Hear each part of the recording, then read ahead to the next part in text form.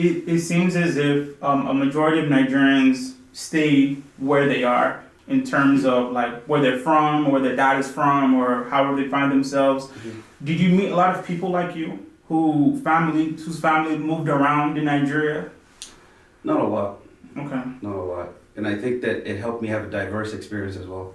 Because it was easy for me to see how people created their mindsets based on the experiences, right? Mm-hmm. I had so many different experiences, so there was a lot of diversity in my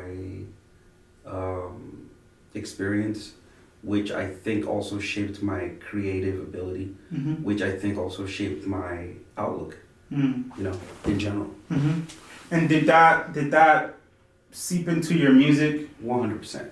Okay. 100%. Okay. The fact that I had that diverse experience as a kid is the reason that I considered Pidgin to be our superpower, right. Musically. Right. So everyone at the time wanted to do hip hop, including myself. Mm-hmm. Like this is what we knew. Mm-hmm. Also, another thing, growing up in Kaduna, right?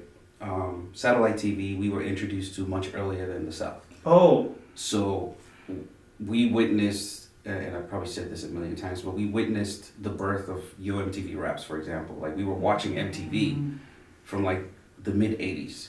So at the point when hip hop was like kind of growing in its early infant stages, we saw all of that develop, right? So I learned a lot of, I had a really good understanding of what it takes to build a movement, because we sort of watched all of that unfold for hip hop. Mm-hmm. So when we started our music journey, there was a blueprint already, and I thought, you know what, we could do it this way. But then the one thing that stuck with me, and I don't remember which interview it was, but Ed Lover had a show on MTV where he had Flavor Unit, I believe, and Leaders of the New School. I think that was the one interview, right? Mm-hmm. Where they both were present.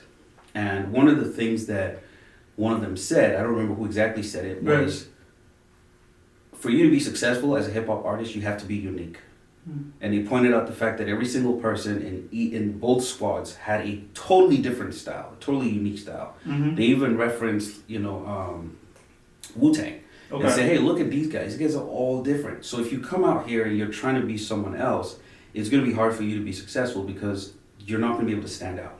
Mm-hmm. So that stuck with me, and I started to think, wait a second, if we're going to create this stuff and it's going to be original to anyone, it has to be original. So what is the thing, the element that we have that makes us original? And I figured, Pidgin English. Mm-hmm. Because that's the one thing that I heard everywhere I went to Nigeria. And I realized if I was going to create music in Nigeria, that's the one way I would be able to connect with everybody. That's true, right. Was to make sure that I embedded whatever I was doing with Pidgin English, hence the hooks that you heard from Tribesmen, hence a lot of what I did in my early solo career as well. Yeah. Okay. For more DXR media content, follow us on our socials. More content's on the way.